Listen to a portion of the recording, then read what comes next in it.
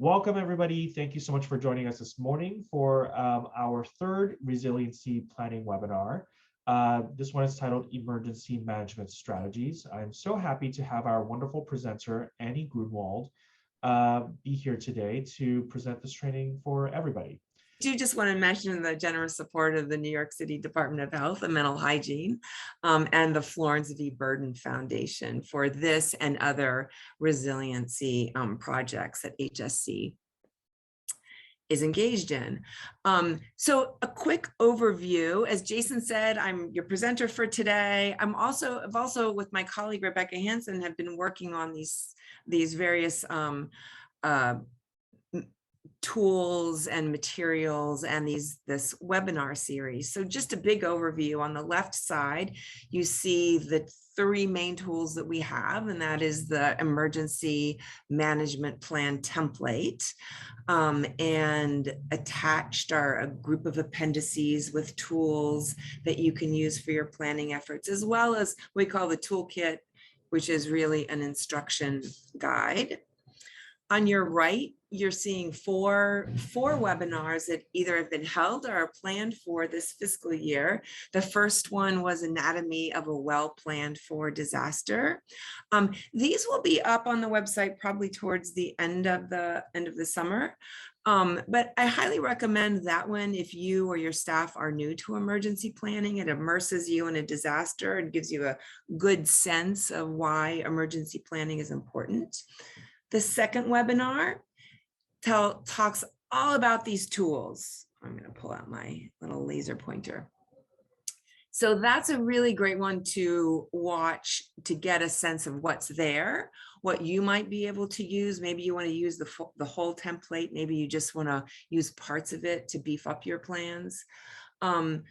And we're in the middle of this one, emergency management strategies. And then we have the next one is about incident management. And there'll be some others coming in the next fiscal year as well on specific components of emergency planning. So I'm just this is actually just what the website looks like. So thank you, Jason, for putting these so nicely organized on there. So it's fairly intuitive to find the materials that are there. So for all of these program pieces that we're offering, really we've been trying to convey one central message. And that is to think less about emergency planning as a plan, like we have to do the plan. So moving away from that concept, whether it's on a shelf or on your drives, wherever it is, really moving away from that to a comprehensive emergency management program that is embedded in your existing systems. It's really one of the only ways to really sustain a program, so it's there when you need it, where the plan is actually just kind of the receptacle of all of the good planning that the organization does and throughout the year. So now I just want to let's just look at our agenda. We're going to cover simply. So first, we're going to talk about the importance of having a program that's embedded in the organization. We're going to do a comparison with social service programs and an emergency management program because it's a frame of reference for many of you. We're going to talk about some of the fundamentals of sustaining a program, how you can approach it, that integrates it into existing systems, and then some other planning components. Look a little bit about partnerships and collaborations, and training and exercises. So first of all, why do you have to embed it in the whole organization? Well, the simple reason is disasters impact the whole organization, right? So no matter what it is, they can impact it in different ways, certainly. And usually you're not going to be impacted the same way twice, but if you consider the whole organization, the strategies that you develop can help every part of it. So that's why it's really important to look at it as a whole organization approach.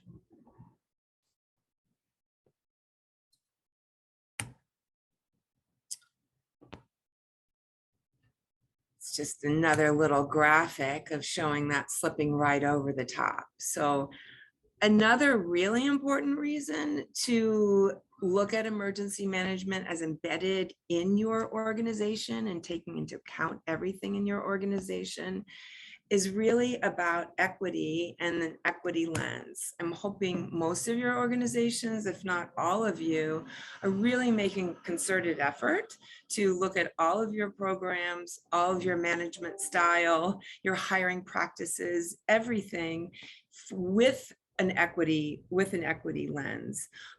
So by sort of making sure that your emergency management program is embedded in the organization, you're looking through that and your program with the same lens. You're not having separate policies that don't include equity as part of your guidance in your emergency management program and structures. The other thing about emergencies is they're inherently inequitable, right? We could spend, and there are many different sessions and trainings on the inherent impacts of disaster, how they affect people unequally, how many of our government recovery systems are unequal. So you don't want to be contributing to that in your program policies and the way that you are recovering from disasters and treating your staff as well as the clients that you're serving. All right, so now, as I said, I think we all understand that we should have a whole organization approach, but now let's just take a look at the difference between our programs and our social services programs and our emergency management program. So part of the reason I want to do this is because a lot of the concepts are the same, really, right? The context in which you activate or you launch your programs are very different, but I just kind of looked at and took a look at a model for conceptualizing, implementing, and sustaining a social service program, and just laid it next to the comparable components for emergency management program. And the first thing you're going to see is that so much of these the components of a social service program development, the conceptualizing, implementation, planning, testing, and soft launch, those are all in the realm of planning for disasters. But many of the things that you do in these categories are the same, right? You need a champion, you need a planning team in both of these. Needs assessment. Why are you doing this program? What things do you need to consider for this program? It's comparable to your risk assessment or your hazard vulnerability assessment, where you look at different hazards and see how your organization is going to be affected. Planning partners are important. Partnerships are important. Looking down to implementation planning, establishing your program team, developing procedures, all comparable components in emergency planning. You also have to have feedback collection methods as you do with your other programs. In terms of most programs, you're going to do some kind of a soft launch or a pilot. And really that equates to exercises in emergency management. And you're continually going to be reevaluating your programs. And that concept is often called an after action or improvement planning in the realm of disasters. Your launch in the disaster world is when you actually respond and you're implementing the policies that you have developed. And your sustainment is if that event continues and you are maintaining your organization during disruption, you're sustaining your program. The difference here is that for social services programs, they usually continue for many years. They could be a 1 or 2 year program.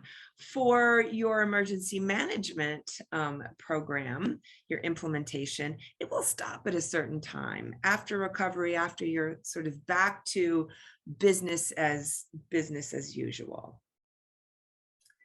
So now I just want to look at just the social services side and look at it more as a in terms of a time frame. And in most cases, I will say that certainly you can have gaps if you have a gap in funding after you started your planning for a program. But in most cases, you're going from one phase to the other. It's more weeks and months, Everything is building to your launch. So everything that you're doing in the conceptualize, implementation, and testing, it's all fresh. So now let's take a look at emergency management. So this should not be a new concept to you. The cycles, the phases of emergency management, where your planning, which is what we're talking mostly about today, feeds into, informs how well you respond and how well you're able to sustain and recover. So it's a cycle. However, the big difference here is that right here, there's a big gap.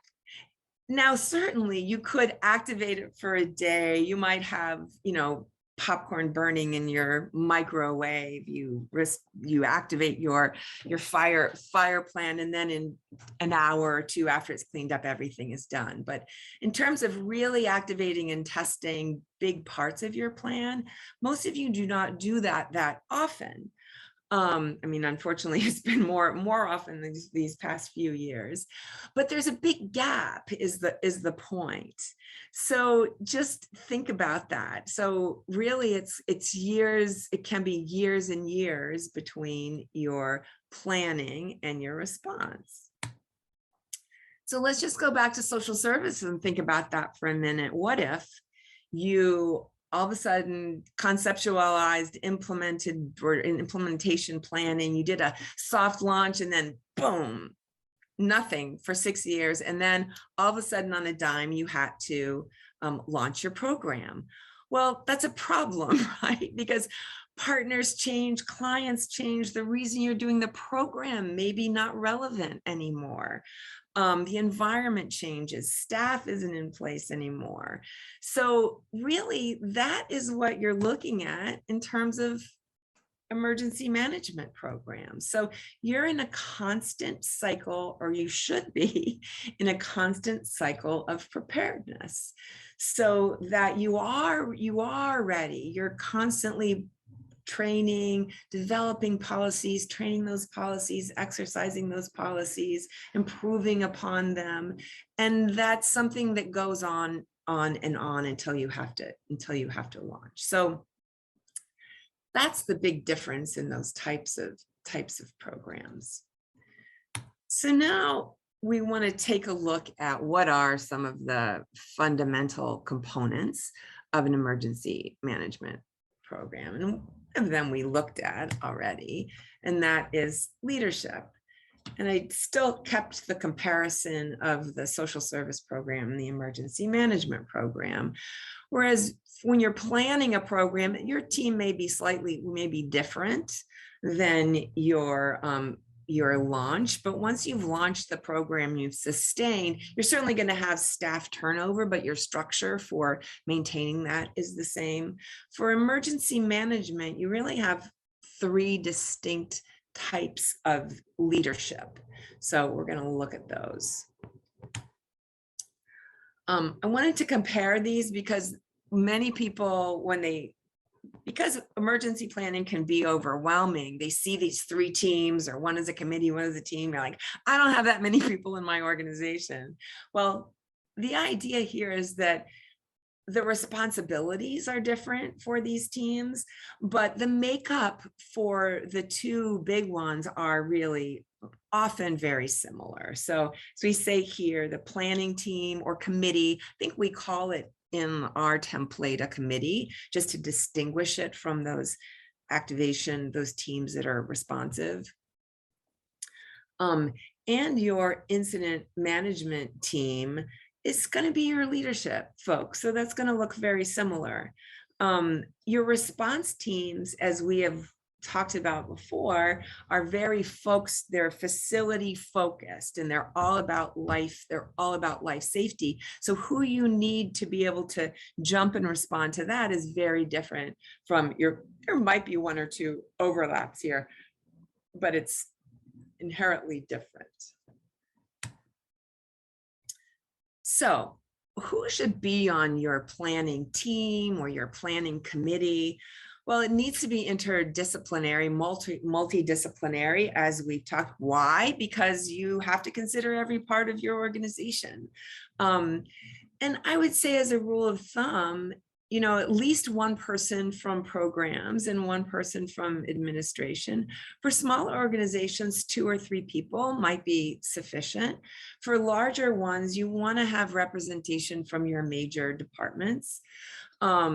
Other things to consider are someone with project management skills, which we'll talk about in a minute.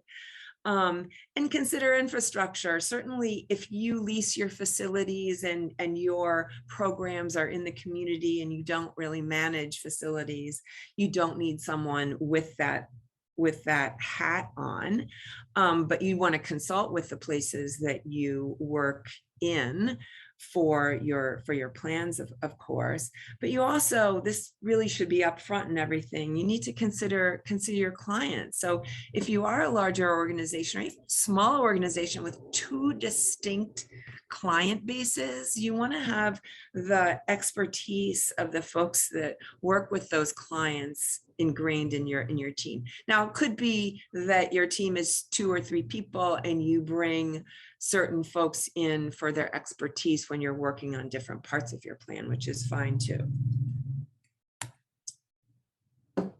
So let's look at some of the components of a strong approach. We already talked about the planning committee or planning team being multidisciplinary. One of the things that it really does need to convene on a regular basis. We're going to talk about, maybe it doesn't have to be separate from other meetings, but it does have to convene regularly. We talked about a project management approach, which is why you want somebody who's detail oriented, who's going to keep track of things. You're going to be setting goals, priorities, responsibilities. You're not doing all of the work. The team isn't doing all of the work. You're sharing the responsibilities. But there's nothing more. I'm sure all of you, I can't see your faces right now, but I'm sure many of you will be nodding. You've been on a committee or a task force where everybody's enthusiastic to start with. You have a meeting, you have great ideas, you talk about things you want to do. You go to the next meeting, you talk about the same things. Nobody wrote them down. You don't have a schedule of when you're going to be doing those. It's frustrating. So especially with something like emergency planning, where people feel often still that it's extra and it's not part of their job. We're going to talk about that because we feel like there should be ways to integrate that. But it's really important to make sure that you are keeping track of what you're doing, what your priorities are for a year, or even what you're thinking about for a year or 2 years in the future. Share the work. Yes, you said, you want to include folks. This also gets them ingrained in some of the policies, help developing the policies that are applicable to their departments. Utilize staff skills and sets and interests. Every organization has an emergency management geek, at least one. I know this because I go and I work with many of them, and sometimes I am so delighted in what they know already and how they're thinking about these things. So you can even ask people who is interested in emergency planning and wants to be involved. The opposite is true, that you might have folks who really know their department and a particular procedure, but they're really not skilled at writing it down. And so if you make sure that you're pairing them with somebody who can do that for them, you're going to have much more openness to sharing that information. Anything from how you're turning off your infrastructure, your electricity, to, about how you access a particular really important database that maybe only one or two people know how to do. Integration in existing systems, which we're going to talk about in a minute. I just wanted to mention that we do have in the template, Appendix 7, it's actually a separate appendix, separate document. It's an Excel spreadsheet that you can use as your management tool, as your yearly, maybe setting your goals. Maybe you've done a hazard vulnerability analysis and you've identified some things, maybe you're just starting from scratch. You thought, these are the first 3 things we're going to do, sections 1 and 2 in the plan. So this is a way of writing that down, talking about who is in charge of this, the status, description. Do you have to use this? Of course not. You may have a team that does quality assurance, or you may have a team that does planning, or for strategic planning. You may have other tools that you want to use. You may be small and you just want to keep a Word document. Perfectly fine. That just lists what you're going to work on and what your assignments are. It's all about what works for you.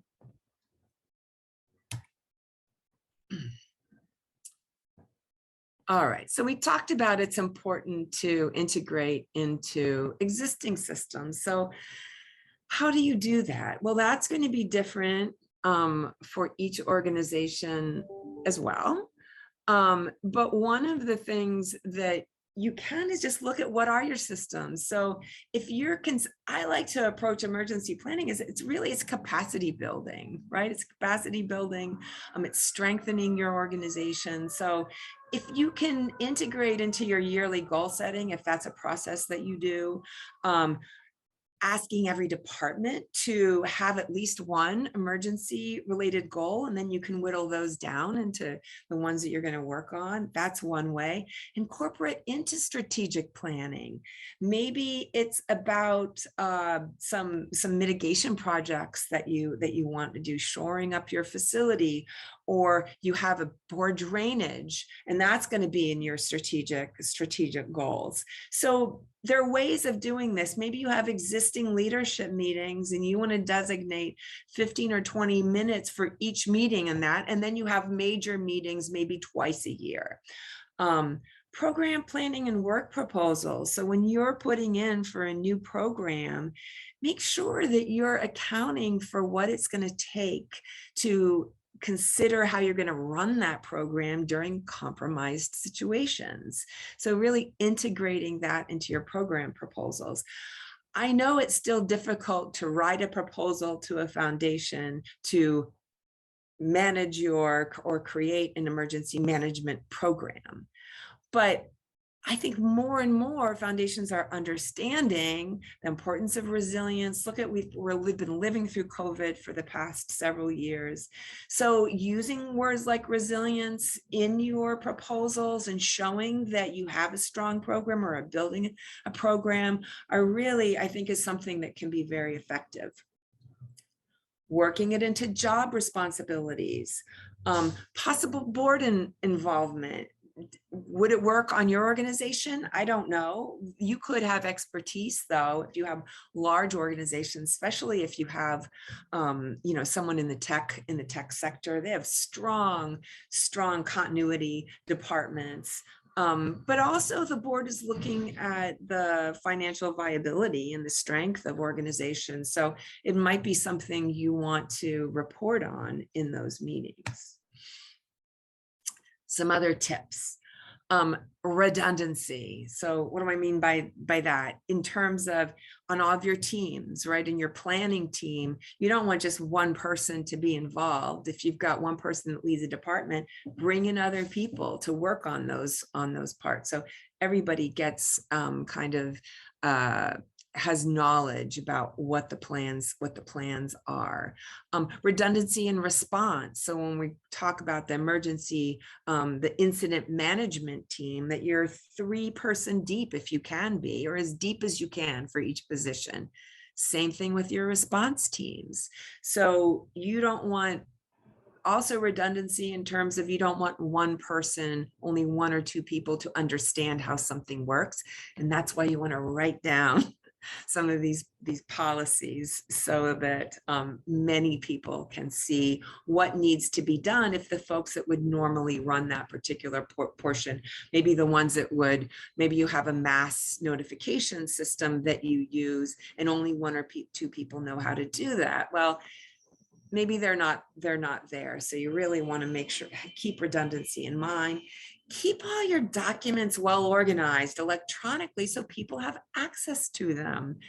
We work with a lot of health facilities, and there are still some nursing homes that have their plans, in a paper. They don't know where the electronic copies are. So really make sure that people can access what they need to in those plans. Keep examples. Anytime you do anything, Human Resources is sending out a notification about the policies for people coming in during a blizzard. Or you made a nice plan for how many people need to stay overnight and how you're going to get those accommodations, and where you keep the extra beds. Just keep that. It doesn't have to be beautiful in your plan, but keep that electronically in one section of your plan so you can access it when you need to. Always keep your mission and your clients in mind for all of these program policies. The whole idea of having plans is to keep them safe and to be able to continue to run your programs. Keep language simple, useful bullets and checklists. I say this, I am in a field that is full of jargon. It's full of jargon, and I've seen some terrible emergency management plans. Why? I think because they are full of jargon. Your plan should be pretty straightforward so people understand what it is. Something that you can take out, checklists, simple language about how you approach different aspects of planning. You really needs to be usable. Steal, borrow when possible. Work with your geographic and sector partners, and that ties in beautifully with the next two slides. In terms of stealing things, not really stealing, it's using existing sources. We are so fortunate to have an amazing emergency management and Department of Health, I'll say also in terms of health, health related emergency and procedures and guidance. So I put a few things here. Personal preparedness, you can fill out, you can get all kinds of materials, you can have folks come and do presentations for different audiences, older New Yorkers, for youth. There are all kinds of things there. There's a lot of hazard specific guidance. I really like there's this messaging calendar that they have. So this could keep your team on track too. It's suggestions on things that you can do every month to keep your planning up to date. As I mentioned, Department of Health for all, I'm sure all of you have continue to consult Department of Health during COVID and other kinds of health outbreaks. The New York City Fire Department, they have a wonderful New York City apartment building emergency preparedness guide. And I put this here because there are a lot of good hazard specific plans for tornadoes and just very nicely written guidance that you can tweak to use for your organization as well. And then I will say state and federal, they also have good sources. I particularly like these information sheets for different kinds of hazards are very good at FEMA. The state has some good things too, but mostly you want to look at your local sources because they are so good. They may sometimes refer to state and federal sources as well.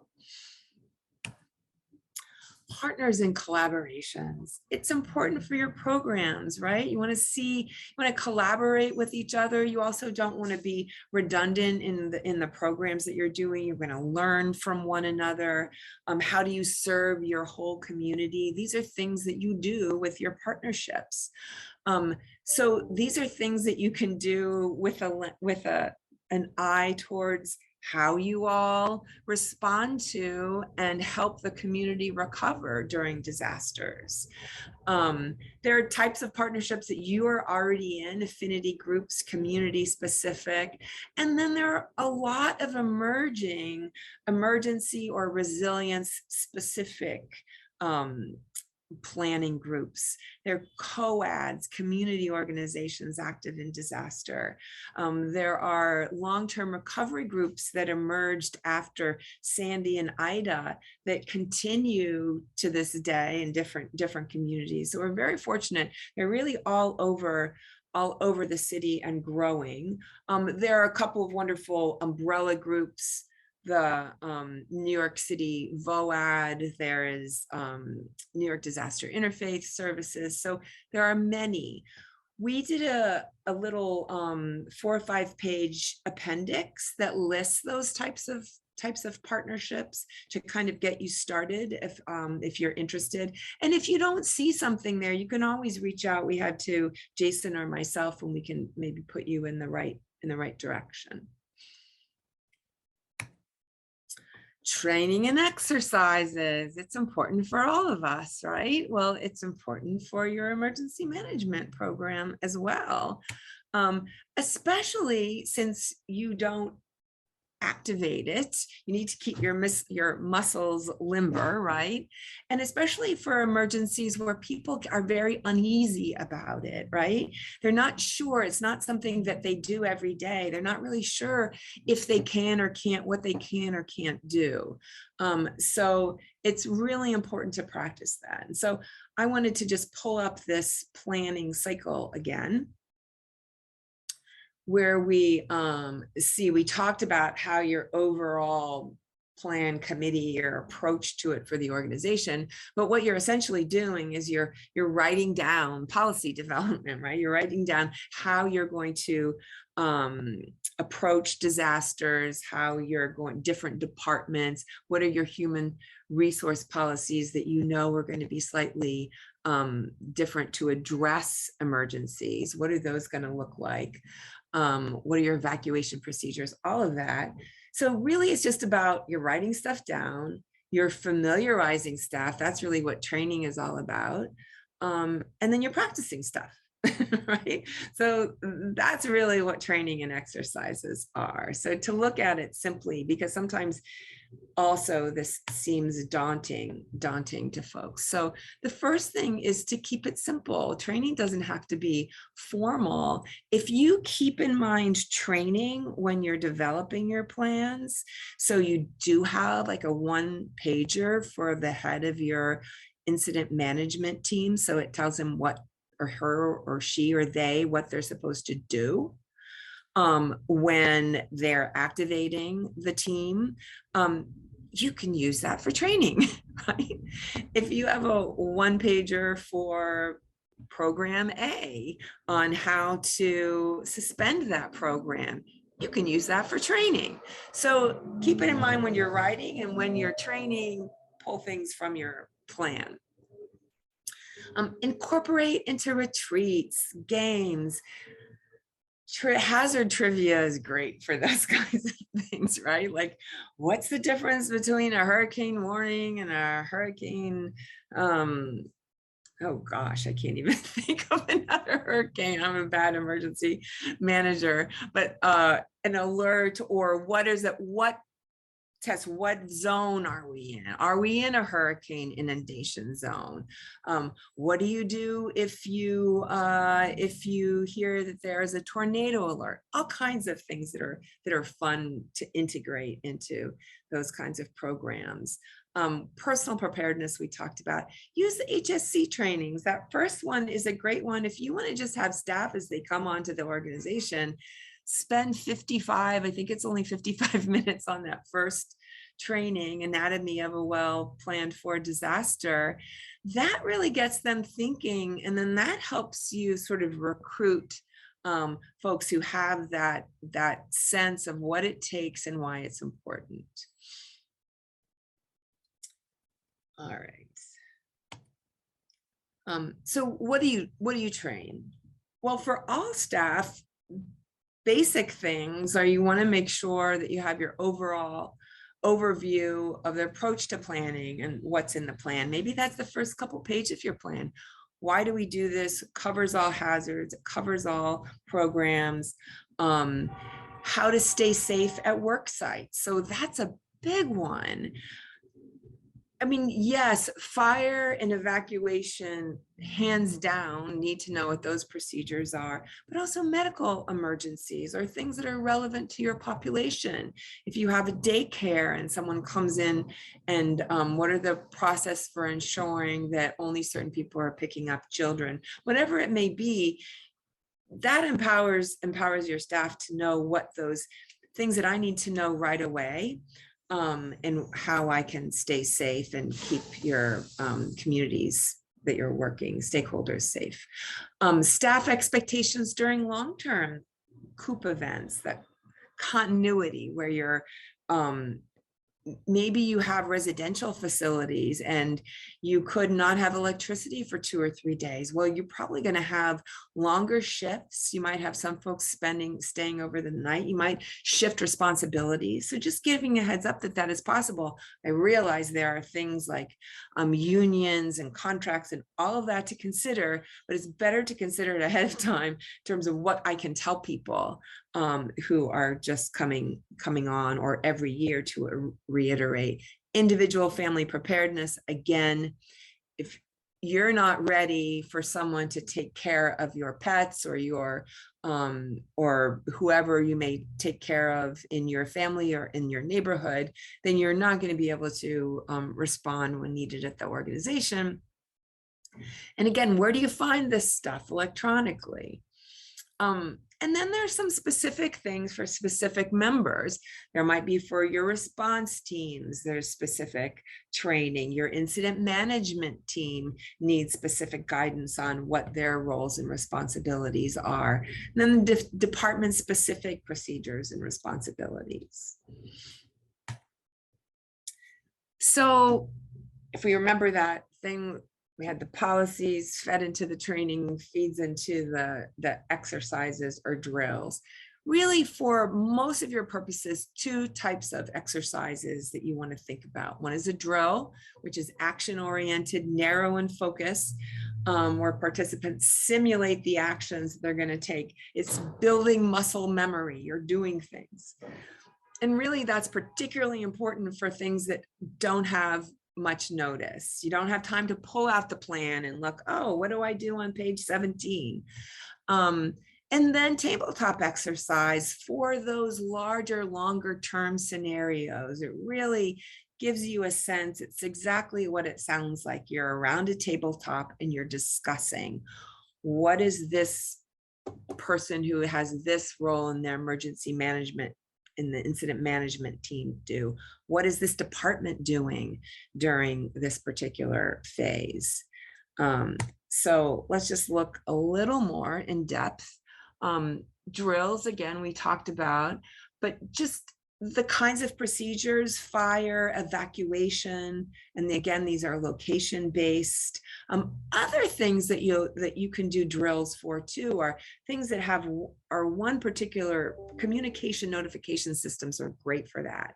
And you can use those for non-emergency events too. If you are having a facility-wide picnic, use your emergency communications to let everybody know about it, get some feedback back. Use them as, you can use it as a drill or a facility equipment shutdown, going through the motions of what you're actually doing.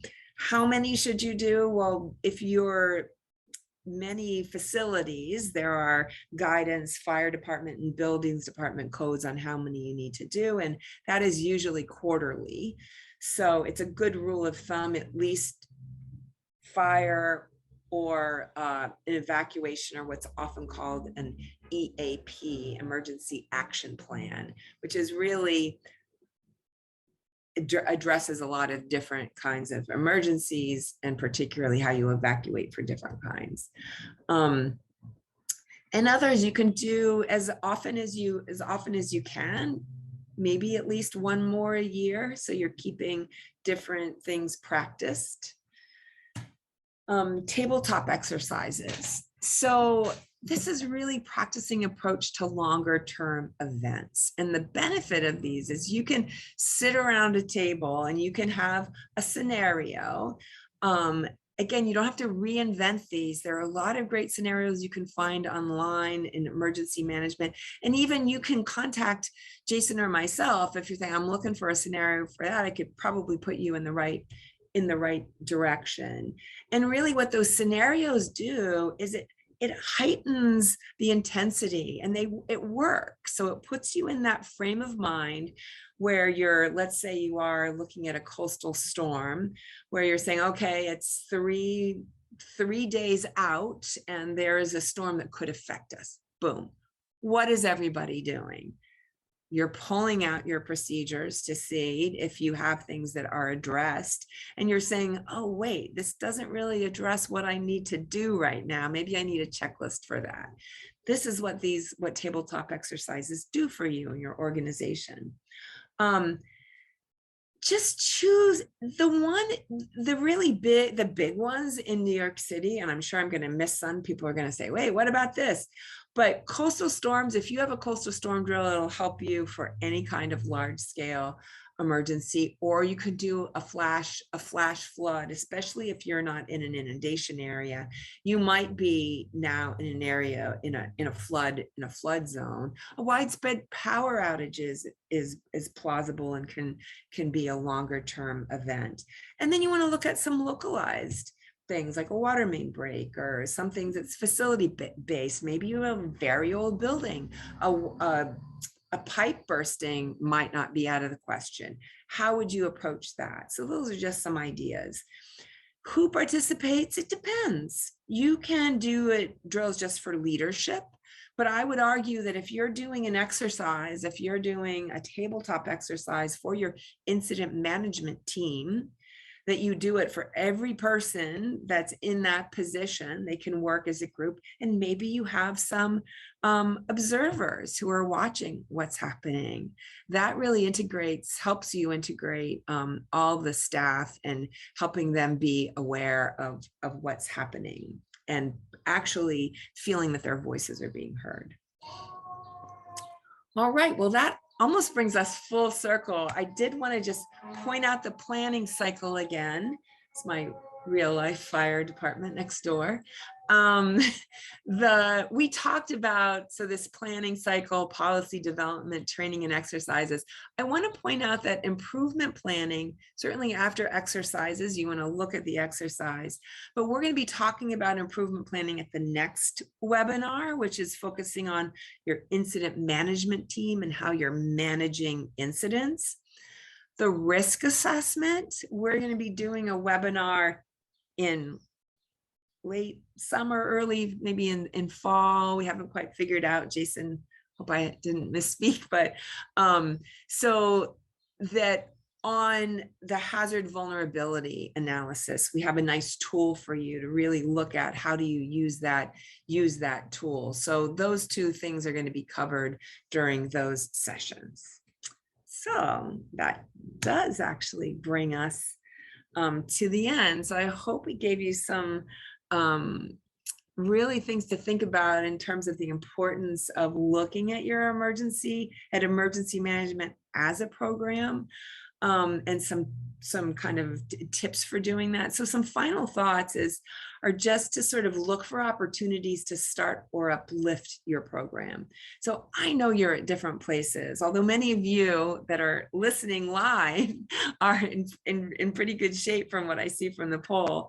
But those of you listening, don't be disheartened if you have not started or you don't have a program.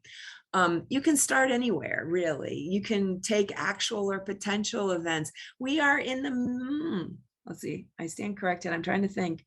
June, end of June is a hurricane season, I think, for us in this area of the country. So use that as an opportunity to start. Say, hey, hurricane is something we need to get started on our committee and our program. Seasonal hazards. Or we could look at maybe MTA is threatening a strike. perfect time to spend 15 or 20 minutes at your leadership meeting to talk about what would this mean for me, for us, or longer. Requirements from funders. You, maybe a city agency, I know Department of, I know DFTA, I'm sure many do now, require a plan. Well, they might give you a little template for a plan instead of just like having one person fill it out. Take it really seriously and use that as the catalyst to start. If you have a person in one of the programs that says, hey, I'm really worried about this, I want to make sure we have an alternate way to keep this program for our at-risk youth going, and in some way, can we do it hybrid models or whatever it is. I know many of you have that in place now, but taking from anybody, your leadership may say, hey, we really need to look at this. Use that as your catalyst. All right, well, that brings us to the end of this webinar. And I want to just reiterate, as we do for all of them, that this program is for you, for human services, social services organizations. So we want to hear from you. If the templates aren't working, we have a good draft of them up there now. If you want to see some other tools or guidance, let us know. If there's a webinar on a particular topic you think would be important, we'd love to hear from you. So thanks again for spending the time with us. We really appreciate it.